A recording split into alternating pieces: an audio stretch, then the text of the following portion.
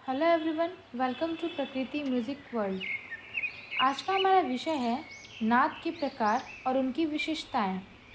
नाद के दो प्रकार माने जाते हैं, आहत नाद और अनाहत नाद। ये दोनों ही पिंड अर्थात देह में प्रकट होते हैं, इसलिए पिंड का वर्णन किया जाता है। अब हम जानेंगे अनाहत नाद के बारे में।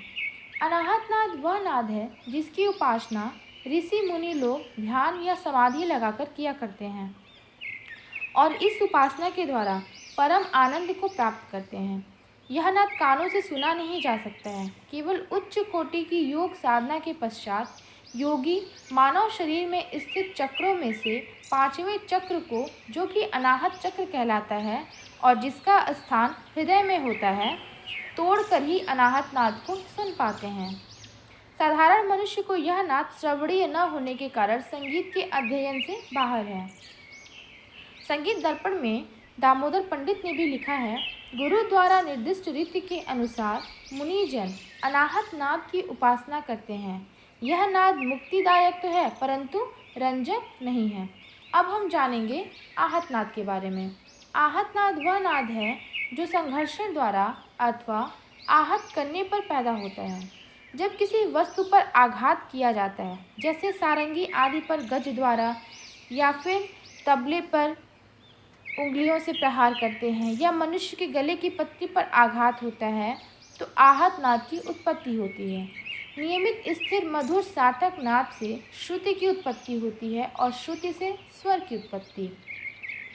संगीत दर्पण में दामोदर पंडित ने यह भी लिखा है कि संगीत का मूलाधार आहत नाद है। आहत नाद की उत्पत्ति आघात द्वारा होती है, जो वाद्य यंत्रों पर आघात करने से होता है और उसी से संगीत स्वरों की उत्पत्ति होती है।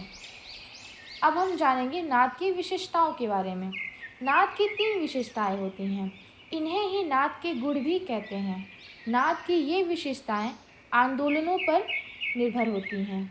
आंदोलनों की बड़ाई, छोटाई, जोड़, उनकी संख्या तथा उनकी जाति सदैव एक सी तो नहीं रह सकती। इस कारण उनके परिवर्तन से नाद में भी परिवर्तन हो जाता है। नाद की विशेषताएं इस प्रकार हैं। पहला, नाद का छोटा बड़ापन। दूसरा, नाद की ऊंचाई नीचाई। और तीसरा है नाद की जाति। हम जानेंगे नाद का छोटा बड़ापन। धीमे सुनाई पड़ने पर नाद छोटा तथा जोर से सुनाई पड़ने पर बड़ा कहलाता है। यही नाद का छोटा और बड़ापन कहलाता है। इसी को नाद का रूप भेद भी कहते हैं। कोई भी नाद छोटा अथवा बड़ा हो सकता है। नाद का यह भेद आंदोलनों की कम या अधिक चौड़ाई पर निर्भर है। कंपन करते समय तार दोनों ओर जितनी दूरी तक जाते हैं, उस दूरी को आंदोलनों की चौड़ाई कहते हैं। आंदोलन की चौड़ाई अधिक होने पर नाद बड़ा होता है और चौड़ाई कम होने पर नाद छोटा होता है। किसी भी वस्तु पर आघात धीमे से किया जाए तो आंदोलन कम चौड़ा होगा और इसलिए नाद भी छोटा होगा। यदि आघात जोर से किया जाए तो आंदोलन अधिक चौड़ा होगा, इसलिए नाद भी बड़ा होगा। अर्थात एक ही नाद छोटा अथवा बड़ा हो सकता है। अब हम इसका दूसरा जानेंगे, नाद की ऊंचाई और नीचाई। नाद जब ऊपर की ओर अर्थात बढ़ता हुआ सुनाई देता है तो उसे ऊंचा नाद कहते हैं। अर्थात जब नाद नीचे की ओर अर्थात घटता हुआ सुनाई देता है तो उसे नीचा नाद कहते हैं। नाद की यही अवस्था नाद का ऊंचा नीचापन कहलाता है।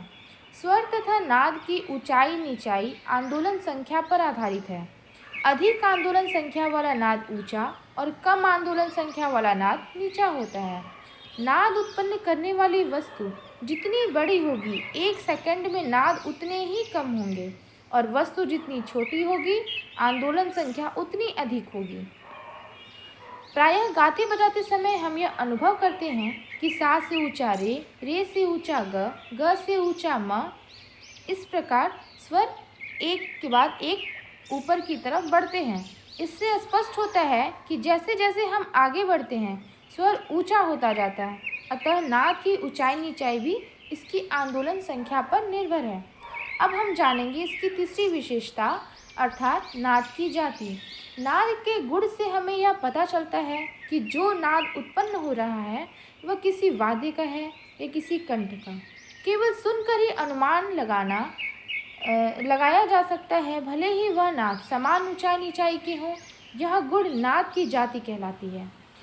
वैज्ञानिकों का कथन है कि कोई भी नाद अकेला उत्पन्न नहीं होता, उसके साथ अन्य नाद भी उत्पन्न होते हैं। इन स्वतः उत्पन्न होने वाले नादों को सहायक नाद कहते हैं। सहायक नादों की संख्या, क्रम और प्राबल्य पर नाद की जाति आधारित होती है। इसी कारण बांसुरी का स्वर सितार से, सितार का स्वर शहनाई से और शहनाई का स्वर हारमोनियम से भिन्न होता है। धन्यवाद।